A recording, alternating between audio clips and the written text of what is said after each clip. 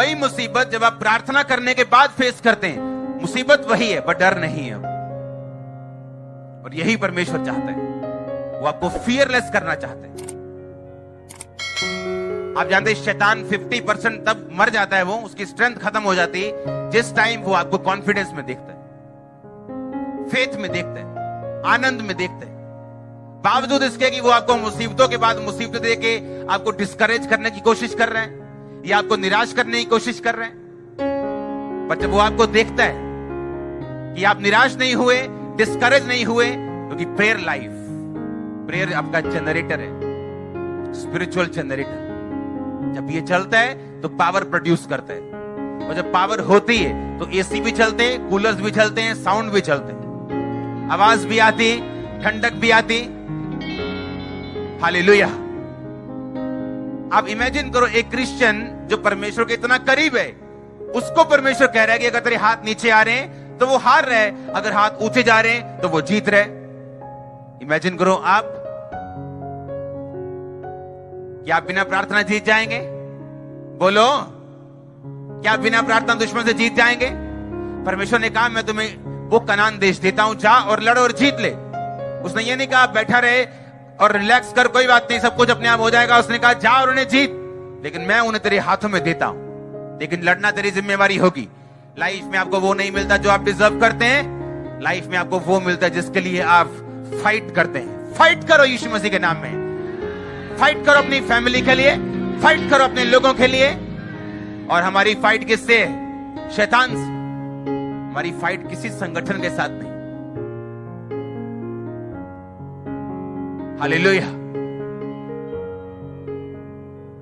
ये सभी लोग जो आपको लगता है कि हमारे दुश्मन है, आरएसएस, ये हमारे मित्र हैं, हमारे दोस्त हैं, ऐसा सोच के चलो। हमारा दुश्मन कौन है? शैतान है। हालेलुया।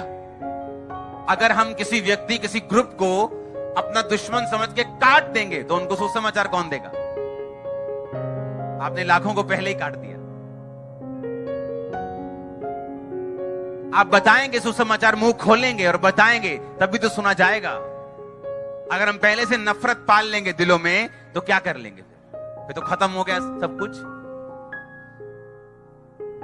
अगर पौलुस के प्रति नफरत पाल लेते लोग, ये क्रिश्चियनिटी खत्म कर रहा है, क्रिश्चियन खत्म कर रहा है, चर्चों पे अटैक कर रहा है, इसको मार दो, इसको पकड़ो, झुंड बनाओ और इसको खत्म कर दो, तो आज आप बाइबल नहीं पढ़ रहे होते। बाइबल के आधी पत्रियां नए नियम की पौलुस ने लिखी। हम प्रार्थना करने के लिए बुलाए गए, हम घुटनों पे रहने के लिए बुलाए गए, हम देश बचाने के लिए बुलाए गए। ये आपकी जिम्मेवारी है। आप जब प्रार्थना में रहेंगे आपका परिवार बचेगा। आप प्रार्थना में रहेंगे, बीमारियां छोड़ के जाएंगे। आप जितने मर्जी अच्छे क्यों ना हो, जितनी मर्जी बड़ी बुलाहट से क्यों ना बुलाए गए हों, बिना प्रार्थना शैतान हारने वाला नहीं। बिना प्रार्थना आप जीतने वाले नहीं। आप कितने भी जेन्युइन क्यों ना हो, उल्टा जो ज्यादा जेन्युइन होते हैं उन पे ज्यादा शैतान अटैक करने की कोशिश करते हैं, ताकि उसकी रॉन्ग एग्जाम्पल को पेश किया जाए। अगर ऐसे रहोगे तो मार दिए जाओगे, थोड़ा टेढ़े बन के रहो दुनिया में। यही तो शैतान चाहता है कि हम टेढ़े बने और परमेश्वर के रास्तों को छोड़ दें। हमें टेढ़ा बनने की जरूरत नहीं, प्रार्थना में रहने की जरूरत है। आप देखोगे जब आप प्रेयर में रहोगे, अपने आप सब कुछ होना शुरू होगा।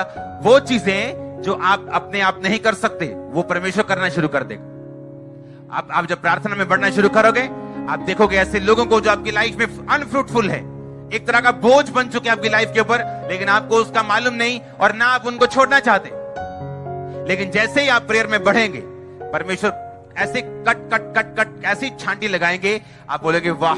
जैसे कटिंग के बाद फील होता ना, थोड़ा हल्का हो गए, ऐसा हल्का लगेगा आपको। और दूसरी बात, आपका काम 10 गुना बढ़ेगा। आप समझ रहे मेरी बात को?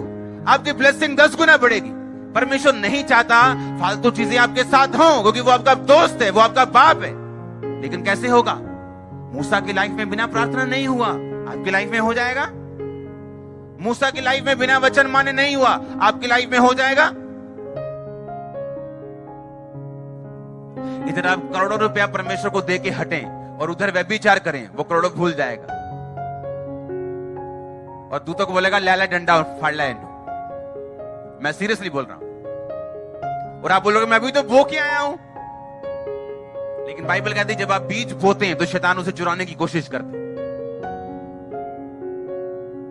और बाइबल कहती है जब आप बीज बोते हैं तो किसान जब बीज बोता है वो घर जाके रेस्ट करने नहीं चल जाएगा, बीज बो दिया बस अपने आप हो जाएगा। वो उसे पानी देता है, उसे चेक करता है, खाद करता है, दवाई देता है, उसे फलता हुआ देखता है, फिर पानी देता है और फिर वो फल लेके आता है। और वो भी तब जब धीरज के साथ उस बीज की रक्षा की जाए। प्रार्थना आपका बीज है, पैसा बोना आपका बीज है, फास्टिंग करना बीज है, परमेश्वर में मेहनत करना आपका बीज है। लेकिन फल वो तभी लेके आएगा जब धीरज के साथ आप उसकी रक्षा करेंगे, उस पर पानी देंगे, उस पर ध्यान करेंगे, उसकी केयर करेंगे।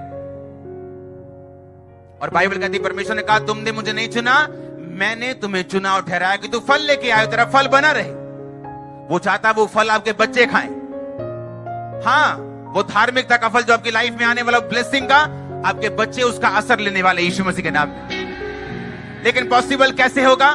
अगर मूसा की लाइफ में नहीं हुआ तो हमारी लाइफ में कैसे होगा? अगर वो जो परमेश्वर का दर्शन देखकर, झाड़ी में परमेश्वर की आग को देखकर बुलाया गया, अगर उसको परमेश्वर ने नहीं छोड़ा, जब उसने वचन से हटा, तो वो हमें वचन के बाहर वो कैसे आशीषित करेगा?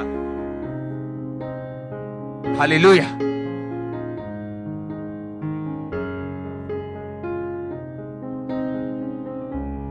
जब मिनिस्ट्री बढ़ती तो पास्टर्स बिजी हो जाते हैं।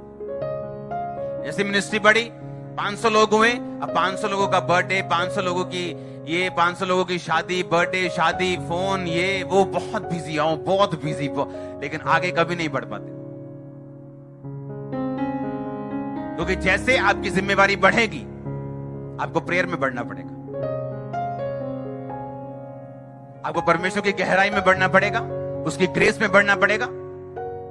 तभी जो लोग आ रहे हैं वो एक ऐसा मैसेज लेके जाएंगे जो लाइफ चेंजिंग होगा। वो सिंपल सरमन लेके घर वापस नहीं जाएंगे। एक छोटा सा अच्छी बात सुनी, हाँ हाँ भलाई करनी चाहिए, अच्छा करना चाहिए, वचन पे चलना चाहिए, लेकिन कैसे करें? क्या आप ग्रेस रिसीव करके जा रहे हैं? रिसीव करो प्रेयर करने की ग्रेस को, रिसीव करो पाप को मना करने की ग्रेस को। आमीन। ऊंचा ये बरकत की आशीष आपकी। हालेलुया। जोर से एक बार हालेलुया बोलो, हाथों को उठा के जोर से, जोर से हालेलुया। हमें अपने पड़ोसी को बोलो अगर मूसा का नहीं हुआ तो हमारा कैसे होगा? बिना वचन के हमारा कैसे होगा? हालेलुया। बाइबल कहती है वो बिना पक्षपात के न्याय करने वाला परमेश्वर। आप जैसे प्रेयर में जाएंगे परमेश्वर फोर्स आपके पीछे रखेगा, एक वो आपको धक्का देती रहेगी। मैं सच्ची कह रहा हूं, प्रैक्टिकली वो आपको धक्का देती रहेगी राइट चीजों की तरफ। शैतान अपना जोर लगाएगा लेकिन कामयाब नहीं हो पाएगा। और परमेश्वर फोर्सफुली धक्के से आपको आपकी पोजीशन तक ले जाएगा जहां वो आपको बरकत के, वो आशीष के। आप मेरी बात समझ रहे कि नहीं? जो लोगों की प्रार्थनाएं पूरी हैं वो लोग हमेशा ये बात नोटिस करेंगे कि एक खास फोर्स, एक पावर सी, एक जैसे पीछे से कोई पकड़ के धक्का लगाता है ना आगे, हमेशा उनको ऐसा महसूस होगा। कई बार आपका चर्च आने का भी दिल नहीं करेगा। मैं भी आपकी जगह था, मेरा भी ऐसे था कभी, लेकिन एक फोर्स आपके पीछे रहती है और वो आपको धक्का देके आगे करती है।